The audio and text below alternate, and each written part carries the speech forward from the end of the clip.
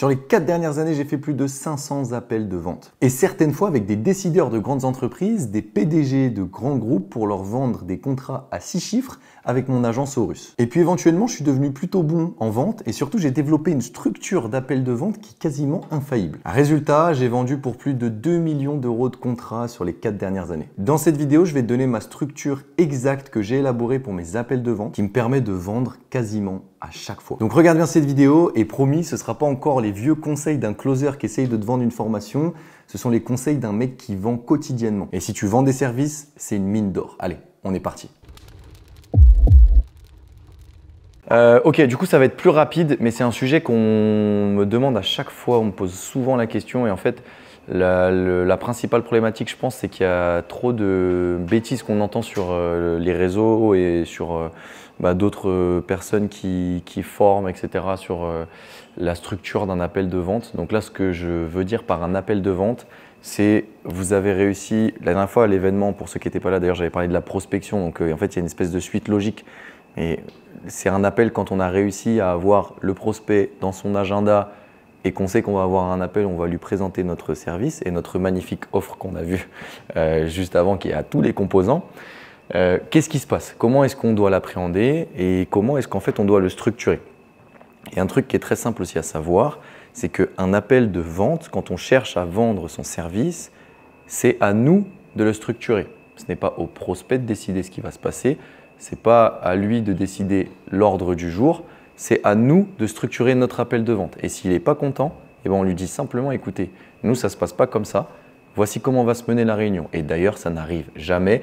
Ce que je vous conseille de faire en début d'appel de vente, donc ce qu'on appelle un R1, c'est de lui dire bonjour, voilà, un peu ce qu'on appelle le small talk, voilà, ça va, super, ok, super, machin.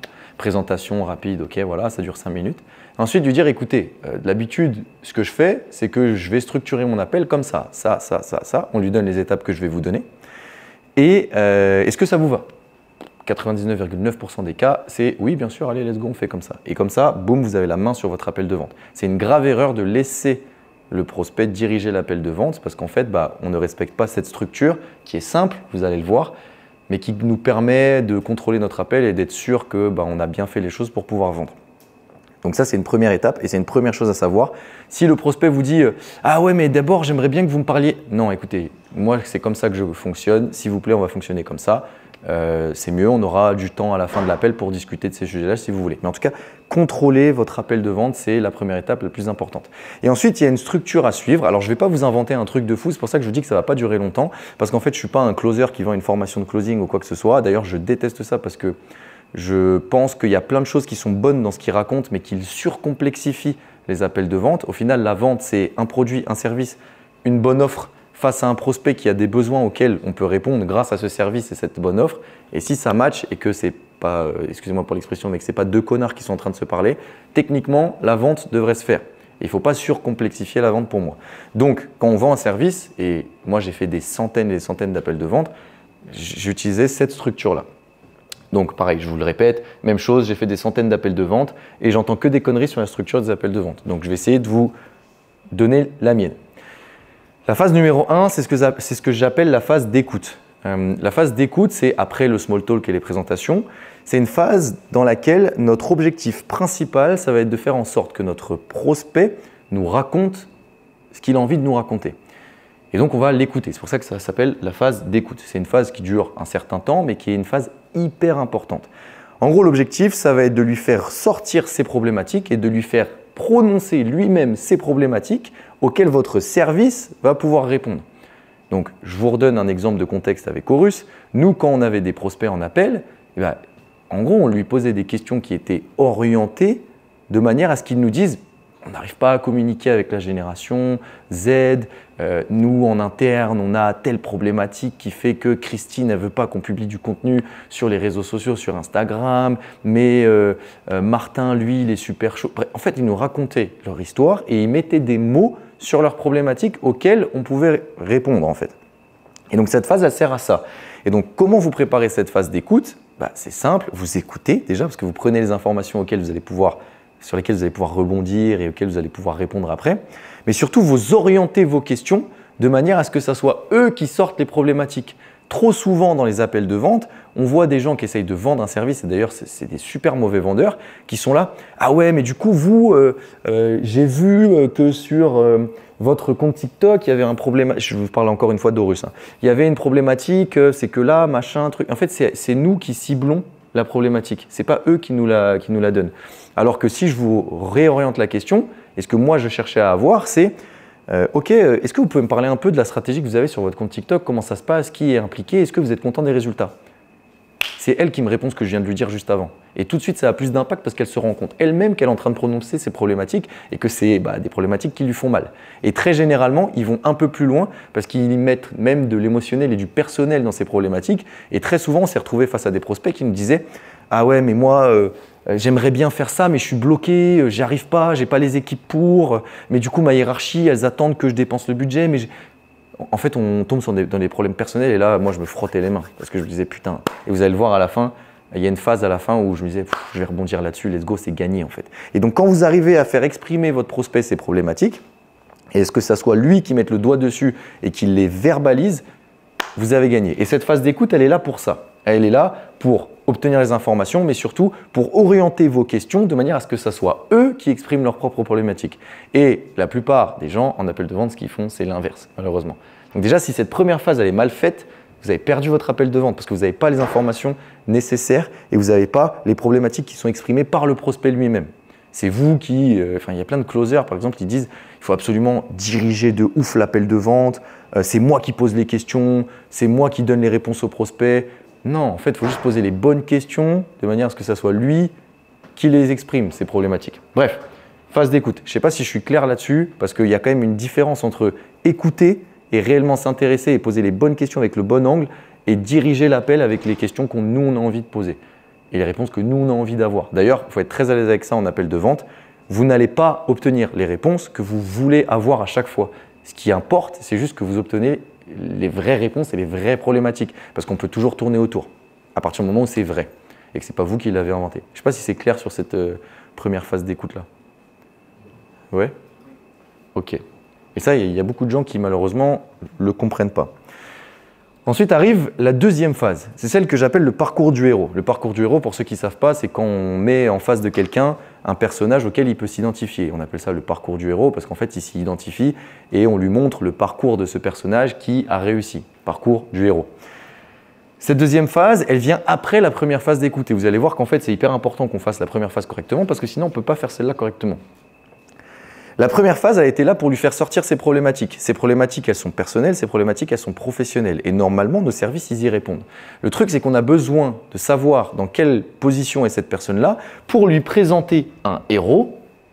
Et vous allez voir qu'en fait, c'est une étude de cas ou un travail qu'on a fait, un service qu'on a délivré, qui correspond aux problématiques et à la position dans laquelle cette personne-là est et qu'on a obtenu dans la phase numéro 1, la phase d'écoute. Donc en gros, le parcours du héros, c'est simple. Je vais reprendre un exemple, comme ça sera beaucoup plus clair. Je sais pas, je vais prendre une vraie cliente, Katie de chez Orange, avec qui on a beaucoup bossé. Katie de chez Orange, la manière dont on l'a closée la première fois, c'est ça. Elle nous a sorti toutes ses problématiques et puis ce qui était marrant avec elle, c'est qu'elle sortait beaucoup de problématiques. Du coup, c'était marrant, on pouvait beaucoup rebondir dessus et elle parlait beaucoup de sa vie personnelle. Du coup, elle nous a donné plein de billes. Moi, je me frottais les mains, c'était terrible. Bref, du coup, Katie, incroyable. Elle nous a fait une phase d'écoute qui a duré 40 minutes, mais putain, on avait toutes les informations nécessaires. La deuxième phase, ça a été la phase du parcours du héros. Donc, je lui ai dit, ok, Katie, tu travailles dans un grand groupe. Tu as une problématique avec communiquer la Gen Z. Tu as des problématiques de communication en interne avec les équipes parce que tu ne sais pas vraiment qui est en charge du budget, qui est en charge de la production, qui est en charge de la diffusion. Bref, il y a une merde pas possible au niveau de la communication en interne qui fait que vous n'arrivez pas à sortir du contenu. Bam, tout ça, moi j'ai noté et plein d'autres informations. Du coup, je lui ai présenté un héros qui est une étude de cas qu'on a réalisée avec un client similaire, Nexity. Et c'est comme ça qu'on l'a closé, parce qu'elle a adoré notre étude de cas et notre parcours du héros avec Nexity. Avec Nexity, ce qu'on a fait, c'est qu'on a réuni avec notre force un département communication qu'on a créé. Donc, on a pris des interlocuteurs dans différents départements chez Nexity, qu'on a réunis autour d'un projet et grâce auquel on a pu gérer le compte TikTok de Nexity pendant plus de 2 ans. Et ça a facilité la communication en interne. Donc tous les problèmes de communication interne dont elle parlait, on les avait fait disparaître avec Nexity. Les problèmes de budget et de décisionnaire du budget, on les a fait disparaître avec Nexity. Et les problématiques de création de contenu pur, on les avait fait disparaître avec Nexity. Et il s'avérait qu'on avait eu des résultats, qu'on arrivait à faire communiquer Nexity à la cible qu'Orange voulait toucher aussi. Donc en fait, elle s'est carrément identifiée dans ce héros-là. Et même, j'ai été encore plus loin, je lui ai parlé de notre cliente chez Nexity qui s'appelle Michel. Et donc, je lui ai dit, voilà, regarde Michel, elle était dans la même situation que toi. Au début, quand on l'a eue, elle était dans la même galère, même problématique, même problème avec l'autre du marketing qui ne voulait pas faire de contenu, comme toi. Et au final, regarde ce qu'on a fait. On a mis ça en place, ça en place, ça en place. Boum, je lui ai donné l'étude de cas. Je lui ai dit, on a eu tel résultat, parcours du héros. Elle s'est dit, putain, Michel, en fait, c'est ma héros. Elle a réussi à faire ce que je veux faire. Mais en vrai, la solution grâce à laquelle elle a réussi à faire ça, implicitement, dans sa tête, elle est en train de se dire « Putain, c'est Horus en fait ». C'est grâce à ces gars-là qu'elle a réussi à passer de la situation A à la situation B. Donc elle se dit « Putain, mon héros, il est là, mais mon héros, s'il n'avait pas eu l'aide d'Horus, ça ne serait pas un héros ». Et donc en fait, ce qu'il faut que vous fassiez dans cette phase-là, c'est exactement ça. Alors je suis totalement conscient que pour certains, vous n'avez pas d'études de cas qui parlent à chaque persona, etc. Là, je vous ai montré un cas particulier où on avait exactement les mêmes personas dans notre étude de cas, qu'on avait eu des super résultats, etc. La plupart du temps, on n'a pas ça ou alors c'est très compliqué. Par contre, vous avez forcément déjà bossé avec quelqu'un, vous avez déjà forcément travaillé sur quelque chose, même à titre perso, etc. Donc, vous pouvez trouver un héros en fait. Ce héros, il peut prendre forme il peut prendre plein de formes différentes, mais ce qu'il faut que vous montriez, c'est de la preuve sociale. C'est OK, on a réussi à faire ça, donc montrez quelque chose. Mais montrez-le vraiment dans le call. Genre moi, je lui montrais nos vidéos avec Nexity. Je lui ai montré le compte TikTok de Nexity en call. Et puis après, on a fait des réunions en physique, c'était encore pire. On leur montrait réellement ce qui se passait. C'est devant leurs yeux, ils ne peuvent pas dire que ce n'est pas vrai. Donc des chiffres, des stats, du visuel. Si vous travaillez dans le visuel, c'est encore mieux parce que vous pouvez montrer. Les chiffres, le visuel, c'est ce qui parle. Donc montrer des choses qui correspondent à ce que cette personne-là veut aller chercher. Comme ça, elle s'identifie, parcours du héros. On a même donné le contact de Michel à Katie. Ouais, voilà. Par contre, nous, on a été encore plus loin. On a donné son contact et du coup… Voilà. Et ça, alors là, c'est… Elle a appelé. Avant de signer, elle a appelé. Et comme ce qu'on racontait était vrai, Michel, elle nous a encensés et on a gagné, on a signé 104 contrats avec Orange l'année d'après. Donc, ça marche. Et il faut le faire. Mais si on n'avait pas identifié et mis sur la carte cette Michel, c'était fini. On n'aurait jamais réussi à la voir parce qu'elle n'aurait eu personne à qui s'identifier. Donc cette phase de parcours du héros, elle est très simple. Et moi, ce que je vous conseille de faire, c'est si vous êtes en visio, OK, partage d'écran, regarde, je te montre. Voilà, qu'est-ce que vous voulez qu'ils disent à ça? Il n'y a personne qui fait ça. On est là, ouais, nous, on a travaillé avec un tel, on a eu tel résultat. OK, montre. Montre-les, parle en même temps que tu montres. Fais-la s'identifier réellement, donne des statistiques, des métriques, montre des visuels, des livrables que tu as fait. Et ça changera tout. Ça changera tout. Donc, phase 2, parcours du héros. On essaye de trouver un héros qui y ressemble et on essaye de le faire se projeter. Bien évidemment, si vous avez plein d'études de cas, choisissez l'étude de cas qui correspond. Moi, je lui ai présenté Michel, mais j'avais 50 autres clients que j'aurais pu lui présenter. Pourquoi je lui ai présenté Michel? Parce que j'ai fait ma bonne phase d'écoute. Sinon, j'aurais présenté, je sais pas, un autre client, Nicolas de la Poste, qui n'a rien à voir. Et là, peut-être qu'elle se serait moins identifiée. Donc, si vous avez la chance d'avoir plus d'études de cas dans des domaines différents, dans des secteurs différents, et que vous avez bien fait cette phase d'écoute, c'est pour ça qu'elle est hyper importante, et vous savez qui vous allez lui présenter en phase 2, parcours du héros, parce que vous avez forcément une étude de cas qui correspond, en tout cas qui s'y rapproche. À la fin, on avait une base de données d'études de cas. Voilà. Et du coup, on piochait dans la base de données les études de cas qu'il nous fallait. On en Voilà. avait une dizaine et ça correspondait à chaque secteur. On a juste à piocher dedans pour envoyer la bonne. Voilà, et nous on allait encore plus loin parce qu'on parlait de l'interlocuteur directement et on lui expliquait la position qu'il avait dans ce projet-là. Mais nous, c'est parce que c'était des dynamiques de grands groupes, donc c'était encore différent. Mais voilà, je ne sais pas si je suis clair sur cette phase 2 là, qui est hyper importante. Mais plus vous pouvez montrer, mieux c'est, je vous jure. Ne vous contentez pas d'un témoignage du genre tel mec a dit que c'était cool de bosser avec moi. Et montrez-le en appel de vente. Il y en a trop qui envoient ça par mail après. Putain, je t'enverrai nos études de cas. Mais en fait, les gens, ils n'ont pas le temps de regarder leurs mails. Là, vous les avez. Et rappelez-vous que si vous avez fait votre première, c'est la plus importante, hein, mais la phase numéro 1, la phase d'écoute, vous l'avez fait correctement, que cette personne a exprimé ses problématiques, c'est comme chez le psy, bordel. Quand on explique un truc chez le psy, il nous tient. Il peut nous faire pleurer, il peut nous faire rire, il peut nous faire tout ce qu'il veut parce qu'il a toutes les infos et on lui a tout donné. Si vous faites bien cette phase d'écoute, c'est comme si vous étiez chez le psy. Vous avez toutes les informations sur cette personne-là, vous contrôlez le truc. Et après, vous avez juste à lui présenter un héros et c'est terminé. Et on n'a pas besoin de lui mentir, on n'a pas besoin de la manipuler, on n'a pas besoin de faire des techniques sombres de closing. Non, c'est juste la vérité. Yannick, il connaît bien ces techniques-là. On n'a pas besoin, on dit juste la vérité, on lui montre juste un truc qu'on a fait qui correspond à ce qu'elle veut faire, c'est tout. Et là, c'est gagné. Donc, je ne sais pas si vous avez des questions sur cette phase, numéro 2 là, du parcours du héros. C'est quoi si on n'a pas encore de use case et qu'on a un produit assez général, de montrer ce que les concurrents ont fait, mais pas forcément avec nous, genre des autres agences. Genre, Ouais. Je veux me lancer sur TikTok, et je sais qu'Auguste l'a fait pour SFR, jeu Orange en call. Je dis bah eux ils se sont lancés sur les réseaux, pas par nous, mais voici les résultats. Ouais, on faisait ça au début. Ok. Donc ça, tu es obligé. Je sors des chiffres de marché en fait. Ouais. Par exemple, quand on a closé Orange après avoir fait une journée de consulting chez eux pour convaincre les décideurs, et le premier truc qui se posait, et tu vois, je le savais avant de faire la presse, c'est qu'ils étaient persuadés qu'il n'y avait que des mecs de 17 ans sur TikTok. Ouais. Donc le premier truc que j'ai fait, c'est avant la presse, j'ai dit ok, levez la main, toutes les personnes qui pensent qu'il n'y a que des jeunes sur TikTok. Donc, tout le monde a levé la main. Après, j'ai déroulé ma slide et j'ai mis les chiffres de l'année. Et en fait, il y avait 39% des gens qui avaient plus de 30 ans sur TikTok. Je leur ai dit, mais en fait, c'est totalement faux. Vous êtes dans un dogme où vous pensez que. Alors, en fait, vos clients, ils y sont, il y a des CSP, il y a de l'argent sur TikTok. Voilà, et après, bah voilà, tu vois, Orange, par exemple, on a dit, regardez, Free, ils y sont, tu vois. Ouais. Ou SFR, ils y sont exactement comme tu as dit, mais à l'inverse, tu vois. Et du coup, quand tu n'as pas d'études de cas, c'est ce que je vous ai dit, on a forcément tous fait des choses auxquelles on peut s'attacher. Des livrables, peut-être on a fait pour nous-mêmes ou pour, je sais pas, le pote qu'on avait, je sais pas, bref, on a fait un truc pour un pote. On a quand même quelque chose à montrer. Ça aura beaucoup moins de valeur. Là, l'exemple que je vous ai donné, c'est l'exemple extrême. Si vous avez ça, c'est closer à 100%, même à 110%. Vraiment, il faudrait être débile pour pas closer quand on a exactement la même étude de cas et qu'on utilise ces structures-là. Mais malheureusement, on n'a pas tous cette chance-là. Et d'ailleurs, nous, ça nous est arrivé une seule fois d'avoir exactement le même persona au même moment, au même endroit, dans la même situation. Mais par contre, on a tous des trucs à montrer. Donc, trouvez le meilleur héros que vous pouvez trouver, c'est simple. On montrait nos vidéos au début. Voilà, au début, moi, je montrais mon compte, je montrais nos vidéos pourries. Après, je pense que si tu avais un use case qui est adapté à ta cible, c'est toujours pertinent de lui montrer les cibles, enfin les comptes de ses concurrents en l'occurrence, sur les réseaux. Ça va lui mettre en situation très simple. Ouais, ça va la piquer. La concurrent est très d'avance sur moi, et en fait, si moi je bosse pas avec eux, je vais prendre du retard sur le marché en fait. Voilà. Du coup, je pense que même si tu as les use cases. Ouais, tu peux faire les deux. Tu peux piquer encore plus avec ça en ajoutant. Mais oui, bref. C'est bon? Pas de questions? Vas-y. Par rapport à ça, cette technique de montrer les concurrents, je trouve assez pertinent. Est-ce que ça peut se faire même avant le call, dans le sens dans le premier message en prospection?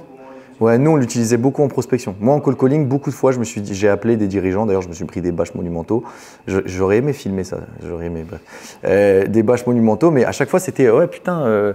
Ouais, je vous dérange 2 minutes, j'aimerais bien prendre un rendez-vous avec vous et tout. Pourquoi? Bah parce que votre concurrent est en train de tout rafler sur le marché et vous branlez rien. En gros, c'était un peu ça, tu vois. Et ça les pique à l'ego. Comment ça, vous êtes qui pour dire ça? Bah écoutez, prenez un rendez-vous et puis on va en discuter. Tu vois. C'était un peu ça. Mais ça, en prospection, ça marche bien. Ouais. Après, il faut faire attention. Là, je l'ai dit de manière hyper insolente, bien évidemment. Bien évidemment, je ne le disais pas comme ça. C'est un peu proche de la réalité. Ça m'est peut-être arrivé de le dire. Étape numéro 3, présentation de l'offre. Là, c'est bon, vous avez gagné le call. Si vos premières 2 étapes se sont bien passées, c'est bon, c'est terminé, vous avez gagné le call. Ce qui vous reste, c'est lui prendre l'épée et l'achever. Présentation de l'offre. Donc, vous présentez simplement votre offre qui répond à toutes les problématiques que le prospect a exprimées lui-même et qui répond aussi à comment est-ce que vous avez aidé le héros à passer du point A au point B.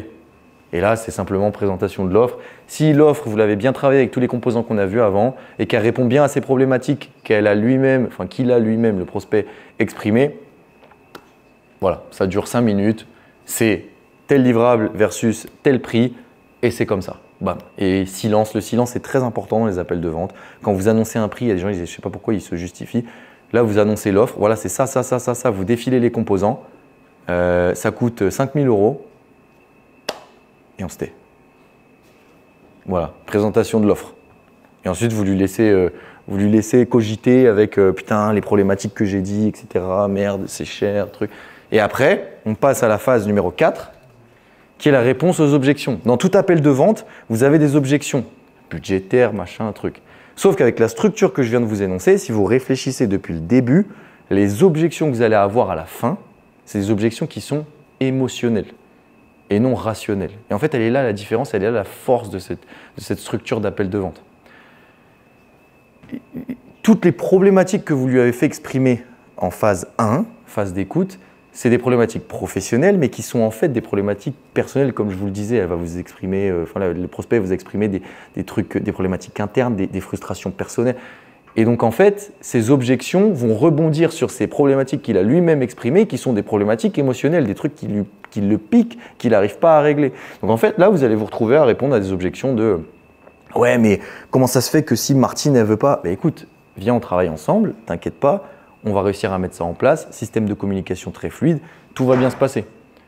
Alors que si vous n'aviez pas fait cette phase d'écoute et que c'était vous qui piquiez sur voilà, je veux telle réponse à telle question, etc., vous auriez eu des réponses, enfin des objections rationnelles.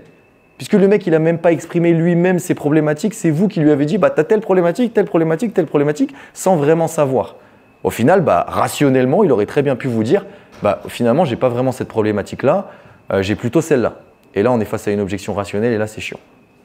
Et là, c'est vraiment chiant. Alors que si vous avez bien fait votre phase d'écoute, bah, vous avez le contrôle de l'appel, vous avez ces problématiques en main et normalement, il n'y a pas de problème. Il ne peut pas te sortir une objection vraiment différente. Le seul truc qui peut quand même poser problème, et c'est comme dans tout appel de vente, c'est l'objection sur le prix. Après, une objection du prix, bah, ça se deal avec tous les éléments qu'on a vus sur l'offre et en disant, et c'est ça qui est fort, en disant regarde, ce prix il est là, ok, mais est-ce que ce prix ne vaut pas toutes les problématiques que tu m'as toi-même exprimées? Donc on ne lui dit pas ça, mais en fait on lui fait comprendre. Bah, tu m'as dit que tu avais ça, ça, ça. Je veux dire, ok, on a un prix qui est élevé, alors c'est parce qu'on fait ça bien, etc., vous valorisez votre service, mais c'est surtout parce que ce prix te permet d'éliminer toutes les problématiques que tu m'as toi-même exprimées, qui te font très mal, et il te permet aussi d'être comme Michel, d'être comme le parcours du héros. Est-ce que ça vaut pas le coup? Tout de suite, ça change la donne. En fait, l'objection du prix, bah, elle se balance facilement. Et toutes les autres objections, normalement, elles sont émotionnelles et on ne peut pas sortir de rationnel parce qu'il s'est piégé lui-même dans notre phase d'écoute, en fait. Et moi, à chaque fois qu'on m'a closé, ça a toujours été avec cette structure-là. Et à chaque fois que j'ai closé, ça a toujours été avec cette structure-là. Et ce qui me fait kiffer avec cette structure, c'est qu'on n'est pas en train de mentir. Parce que je ne sais pas pourquoi les gens en vente, ils aiment bien mentir. Ou ils aiment bien manipuler, ils aiment bien faire des trucs.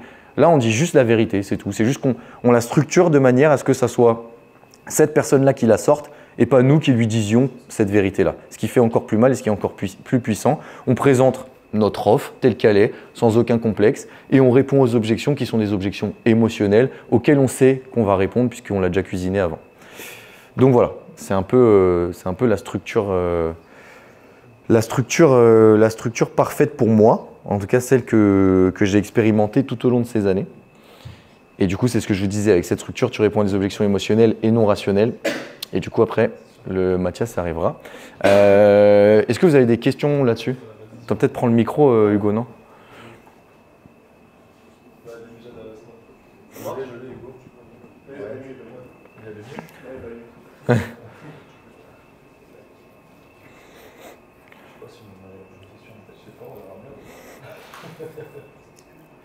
Par rapport à Michel. La question c'est quand tu arrives dans un appel de vente, que tu as envie de mettre du cadre, mais que tu tombes sur un mec, il a bien connaissance de ça, et il est lui-même closer, tu vois.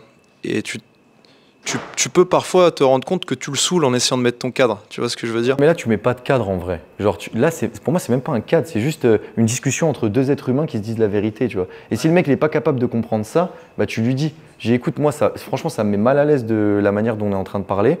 Moi, j'ai toujours fait comme ça. Je préfère qu'on reprenne avec mon process. Et tu lui dis, voilà, on travaille ensemble ou pas, mais au moins, je serai à l'aise avec cette discussion. On n'aura pas perdu notre temps. T'inquiète pas, ça va pas durer longtemps, mais je préfère fonctionner comme ça. Voilà, c'est tout. Si tu veux Petit cadre, qui Voilà. est logique pour que tu ouais. puisses communiquer bien, mais Voilà. pas non plus en faire Parce un... qu'en fait, voilà, tu lui dis parce qu'en fait, malheureusement, si on fait pas ça, je vais oublier de te donner certaines informations. Toi, tu vas oublier de me donner certaines informations. Et au final, on va se retrouver avec moi qui te donne un prix. Et tu lui dis, tu vas trouver ça trop cher, tu vas pas comprendre pourquoi. Non, viens, on fait comme moi je fais d'habitude. Comme ça, tu as tous les éléments en main. Si on travaille ensemble à la fin, super. Si on travaille pas ensemble à la fin, ok, c'est pas grave, tu vois. Ok. Il faut le dire comme ça. Il faut juste dire la vérité, en fait. Il faut dire la vérité en vente. Tu pensais pas ça. Je vois pourquoi tu dis ça, parce qu'effectivement, quand tu as l'habitude de parler à certains commerciaux, vu qu'ils ont l'habitude d'utiliser des stratégies de closing, ils se défendent un peu comme si ça devient un jeu, ça devient plus une discussion en fait finalement, et ça devient chiant. Donc ouais, c'est un peu le côté remettre l'humain sur la table et revenir vraiment sur une nouvelle discussion. Mais là où moi j'avais une problématique sur les objections, c'est pas l'objection prix, parce qu'en vrai un prix, s'il est vraiment, il voit la valeur de ce que tu apportes, il trouve le prix, il trouve l'argent pour aller chercher. L'objection qui m'énerve moi, c'est l'objection la tierce personne. L'interlocuteur, oui, mais je dois demander à un tel s'il est d'accord pour ça. Tu vois ce que je veux dire? Ouais, celle-là, elle est compliquée, mais c'est parce que dans ton process, tu n'as pas le bon interlocuteur. Ouais. C'est pour ça. Et comment tu fais? T'es pas en con avec le bon. Et à ce moment-là, tu as déjà tout fini. Tu as déjà fait tout le process. Ouais, mais ça, tu t'en rends compte dans la phase 1. Ouais, dans la phase. Non, mais même pas. Dans la phase 1. Dans la phase 1. Où tu lui demandes comment ça s'organise chez toi. Il va te le dire au bout de la deuxième phrase. Ouais, mais on a rarement pris des mecs en call qui n'étaient pas des décideurs ou des N-1. Oui, mais parce que nous, on faisait bon taf avant. Mais ça peut t'arriver d'arriver en call comme ça.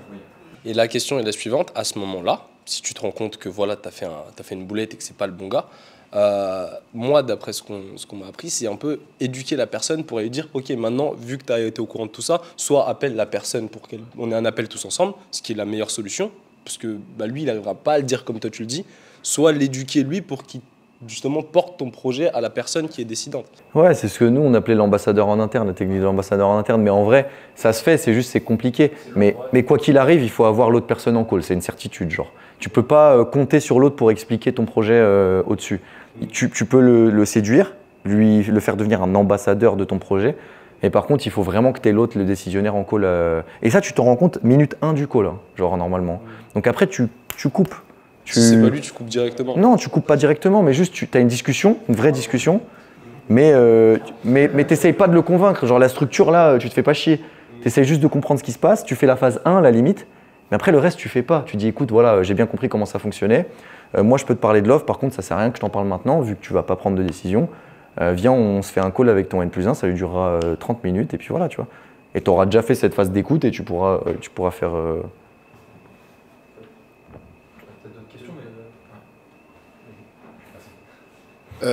Au niveau de la phase 3, est-ce qu'on doit dérouler toute l'offre avec du coup les bonus, urgence, rareté, ou on garde ça pour après? Non, ça c'est dans le R1.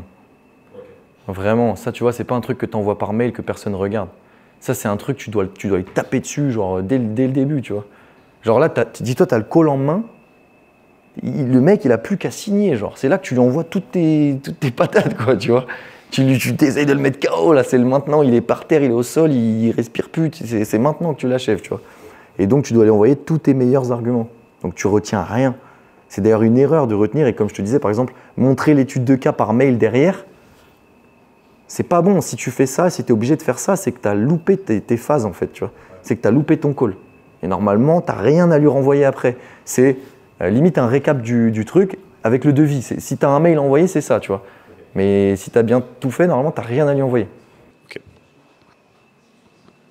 Moi, j'en avais une autre vite fait. Vous faisiez tous vos appels de vente en R1 ou ça vous arrivait de caler un R2 Ça nous arrivait de caler des R2, mais c'était plus des kick-offs que des R2. Dans le sens où on n'était pas forcément encore payé, mais ils avaient signé le devis et c'était plus une question d'organisation. Nous, on se faisait plus chier avec les R2. Donc un Même R1 sur des gros bien projets, R1. avec Les R1 qui pouvaient mettre du temps à démarrer. Voilà. C'était quand même les R1. Je vois pourquoi tu poses la question. Mais nous, c'est surtout à chaque fois, on réadapter l'offre par rapport à l'interlocuteur. En fait, si on avait une offre de base, Voilà. Oui, tu peux Parce qu'en fait, normalement, tu es sûr de ton offre et ton offre, elle est standard, Ouais. normalement. Voilà. on disait, on leur envoyait un truc derrière. Oui, tu fais en fonction de la donnée. Tu fais des contrôles-propales. Ouais. Ça s'arrête jamais. Ça s'arrête jamais. Ouais. Ok, je vois. Ok. Normalement, à la fin du call, tu es censé avoir une date en fait. Mais quand tu lui montres l'offre et le prix, il fait les objections et tu dis bon, ben on commence pas. Ouais, c'est ça. Sinon, c'est que tu as fait quelque chose de mal avant. Ou alors, que c'était pas la bonne personne et qu'elle va jamais acheter ton service. Ça arrive de faire des calls de vente où ton service il correspond pas à leurs besoins. Et là, ok, pour moi c'est pas une vente perdue ça. C'est juste, c'était pas le bon moment que cette personne-là. Enfin, j'en sais rien. Tu vois, pareil ça, il y a plein de trucs de mecs qui font de la vente et tout sur internet qui te disent, ouais, si tu as 10 appels et que tu en closes 8, tu as 80% de taux de closing. Bah, la vérité c'est que si les deux, tu pouvais pas les closer, bah, tu as 100% de taux de closing. Ouais. Tu vois. Et il faut pas être con, tu vois. C'est juste ça. On a déjà fait des R1 où on a signé des devis ou des contrats sur des trucs qui allaient démarrer genre 4-5 mois après. Ouais. Mais c'était déjà closé. Quoi. Voilà. C'est pas grave, il y a des clients qui peuvent te dire bah, moi je suis en train de faire mes rendez-vous là avec mes prestats parce que j'ai des budgets en septembre, parce que je sais qu'ils se déclenchent là. Bah ok, on est en juin, on signe maintenant. Oui. Ah, vous arriviez à signer pour vraiment plusieurs mois après sans avoir à recaler d'appel. C'est comme ça, ils ont des budgets par Q1, Q2, Q3, Q4 ou par demi-année. Donc en fait, tu les prends comme ça. S'ils savent qu'ils ont le budget qu'ils veulent travailler avec toi, bah signe maintenant. On démarre la presta en septembre, tu paieras en septembre. Par contre, on contractualise. Tu prends un acompte aussi pour bloquer. T'es pas obligé? Non, ça dépend, mais. Ok. Ouais. Voilà. Vas-y. Bah oui. Pardon, merci de signer Ouais. quelques mois à l'avance. Ouais. Ouais, Ça, c'est une possible. question de timing de ton interlocuteur, mais oui, ça change rien. Ouais. C'est juste que ton Ok. offre est différente. Ok. Mais oui, tu peux clairement faire ça. En fait, le petit entrepreneur va pas valider ses budgets pendant 6 mois. Du coup, Ouais, techniquement, tu as des. Il peut te dire j'ai pas la trésor maintenant, on voit le mois prochain. Il va pas te dire non, bon, en septembre c'est bon, dans 6 mois j'ai mes budgets. C'est très large, je pense. Et comment justement vous répondez à l'objection si vous dites oui, de toute façon ce sera dans 6 mois. Si vous lui dites bah signons maintenant, ils disent bon on se rappelle dans 6 mois parce que c'est pas tout de suite. Quelque chose qui ne va pas. C'est Ok. qu'il faut aller creuser derrière, tu vois. C'est qu'il y a quelque chose qui a été mal compris, quelque chose qui a été mal perçu, ou alors il n'a pas vraiment vu la valeur, tu vois. En fait, s'il s'engage, c'est pas une question de temps, c'est une question de ok, là le truc qui me fait kiffer, il faut qu'on le fasse, tu vois. S'il s'engage pas, et qu'il utilise l'excuse de ouais, mais du coup on se reparlera dans 6 mois, et qu'il veut pas signer le devis, alors qu'en vérité, bah, ça sera peut-être plus cher dans 6 mois, tu vois, il a tout intérêt à le signer maintenant. C'est qu'il y a quelque chose qui se cache dessous, tu vois, il faut aller chercher, tu vois. Ouais. Donc selon vous, si le client nous parle d'un projet lors de ce call-là, c'est à ce call-là qu'il faut le valider. En fait, déjà, pourquoi il serait dans le call si il sait qu'il va rien faire avant 1 an ou 6 mois, tu vois? Bah, ça arrive, bah, là on est dans la vidéo, ça arrive plein de fois qu'ils disent oui, bah, de toute façon on va restructurer, on a un projet de vidéo dans l'année prochaine ou dans 6 mois. Ouais, bah, rappelle-moi plus tard, alors me fais pas perdre mon temps, tu vois. Ok, Pourquoi tu me fais perdre mon temps maintenant? Ou alors si tu me fais perdre mon temps maintenant, on signe maintenant. ok. Déjà, je veux savoir Ouais. rendez-vous, la date de démarrage du projet quasiment. Ouais. En fait, ça dépend où ça arrive. S'il te le dit avant, s'il t'appelle et qu'il te dit salut, écoute, on a un projet dans 6 mois, j'aimerais t'en parler, est-ce qu'on peut se faire un appel? Ça, c'est une démarche différente. Par contre, si à la fin du call de closing, donc il t'a pas dit ça au début, mais qu'à la fin du call de closing, il te dit ah ouais, mais en fait, nous, on a une restructuration dans 6 mois. Ça, c'est de la merde, c'est du bullshit, tu vois. Mais c'est différent. Si dès le début, tu es au courant qu'il est transparent, voilà, j'ai un truc dans 9 mois parce qu'on a un lancement de fou, il nous faut absolument une vidéo, est-ce que tu es dispo pour en parler? Ok, super. Mais si il te l'a pas dit, c'est que t'as chié dans la colle quelque part, quoi. Ouais.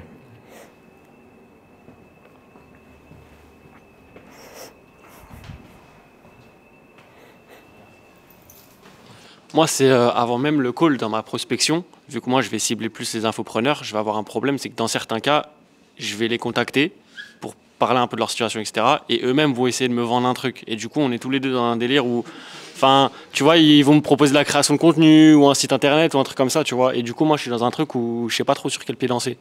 Bah, tu refuses. Ouais, je refuse, mais du coup, le mec, il se braque en fait après. Je passe à un autre, J'ai du mal à capter comment tu démarches un entrepreneur et il essaie de te vendre. Ouais. Non. Bah en fait, moi je vais le contacter pour mettre en place son tunnel de vente WhatsApp. Donc je vais parler un petit peu de lui, sa création de contenu LinkedIn, qu'est-ce qu'il fait, etc. Ça fait combien de temps il fait, est-ce qu'il a des leads, etc. Et en fait, lui, il va dire tu fais de la création de contenu, moi aussi je propose un accompagnement sur la création de contenu. Et en fait, le mec, je vais lui envoyer le premier message et le mec, il va rentrer directement dans un truc où il va essayer aussi de me qualifier, de me proposer un call. Mais je pense que c'est pas la bonne cible. Ok, Pas sur les bons mecs. ok. Parce que pour le coup, on a vendu des trucs, même moi sur d'autres agences, j'en ai tout fait à la ZF. Jamais je me suis fait un compteur Ouais. avec une autre offre de ah ouais, mais attends, moi je peux te vendre ça aussi. Tu vois. Ok, Ouais, next, ça. ok, ok. En général, ils n'ont pas de thunes aussi. C'est vrai. C'est des trop petits. Leur Ok. service contre ton service. Ouais. Ok. C'est peut-être aussi une question de canal, vu qu'ils prospectent sur Ouais. LinkedIn et eux aussi prospectent sur LinkedIn, dans le sens où pour eux, tous les messages qui rentrent dans leur boîte, c'est des potentiels clients. Ouais. Et en fait, lui, il fait la même chose. Après, je sais pas. Ouais, mais après, c'était clair dans tes messages de prospection, c'est chaud qu'il essaye de te closer, quoi. Faut vraiment que tu sois dans sa cible, genre. L'audace. Ouais. Ça m'arrive pas tout le temps, mais ça peut m'arriver, ouais. Bah ça, mec, faut que tu sois clair avec eux, hein. Genre, Ouais. Désolé, mais on s'est mal compris. Ouais, je suis pas intéressé. Ouais, vraiment, ouais, quoi. ok. Quitte à perdre le prospect, malheureusement. Ok, ouais. Sinon, tu vas te faire closer, toi. Ouais, du coup, dès que je vois qu'il rentre dans cette logique, je suis clair, moi je mets les barrières, Ouais. je lui propose. Si c'était vraiment des mecs qui rentraient dans ta cible à chaque fois, Ouais, la plupart. Enfin, ouais. des mecs qui font assez d'argent, qui ont une communauté, qui ont déjà un produit qui marche bien et tout. Bah, peut-être que je n'étais pas. Enfin, là, justement, je pense que je vais réajuster par rapport au chiffre d'affaires et augmenter un peu. Ouais. Si ça arrive 3 fois, est-ce que les 3 ils ont un truc en commun, tu vois. Ok. Peut-être qu'un mec qui fait, je sais pas, qui fait que 10 000 balles par mois en infopreneur, ou entre 10 et 20, ben, peut-être que c'est pas ta cible. Tu Ok. vois. Un mec qui fait plus 35 ans. Ok. Ok. On va essayer de segmenter comme ça. Ouais, ouais. Moi, je reviens sur le sujet qu'on a abordé tout à l'heure. C'est vrai que souvent, tu vas voir ton R1, même si la personne est très haut placée, il y a forcément un moment où elle va en parler au board ou à la personne qui gère les finances, etc. Comment tu lui donnes les outils pour transmettre en fait tout ce que tu as fait, toute la structure que tu lui as donnée, etc. Est-ce que tu lui donnes les use cases? Est-ce que tu fais confiance au feeling que vous avez eu? Enfin, parce que c'est vrai que j'ai l'impression qu'il y a toujours un truc au-dessus. Alors, ça veut dire que tu n'as pas le décisionnaire. S'il y a un truc au-dessus, c'est que tu n'as pas le décisionnaire. En fait, il ne faut pas se poser de questions. Si la personne te dit « Écoute, moi, je suis convaincu », nous, ça nous arrivait plein de fois. « Je suis convaincu, mais ce n'est pas moi qui décide. » Ok, si tu es si convaincu que ça, moi, je suis dispo jeudi, viens, on va voir le décisionnaire. Et je t'appuie pour qu'on vende ça à ton décisionnaire. Mais c'est que tu n'as pas le décisionnaire. S'il y a toujours au-dessus, bah mec, c'est que tu n'as pas le décisionnaire. C'est simple. Et c'est dur, c'est ça qui est dur, c'est de remonter jusqu'au décisionnaire. Mais il n'y a pas d'autres questions à se poser, quoi. Après, c'est quasiment gagné quand tu as déjà convaincu quelqu'un d'en dessous. Parce que cette personne-là qui est en interne va convaincre à 90% la personne du dessus si ça fait sens dans le projet global de l'entreprise, quoi. Mais ouais, c'est dur. C'est bon, on est good? Et voilà, on arrive à la fin de cette vidéo. J'espère en tout cas que tu auras appris pas mal de choses. Au final, la vente, si on peut le résumer, c'est simplement une discussion entre deux humains, l'un qui veut acheter et l'autre qui veut vendre. Il ne faut pas trop se prendre la tête. Pas besoin de méthode sombre, juste un peu de technique et d'authenticité et ça se passera bien, tu vendras. On se retrouve dans une prochaine vidéo. En attendant, je te souhaite force et honneur dans tous tes projets.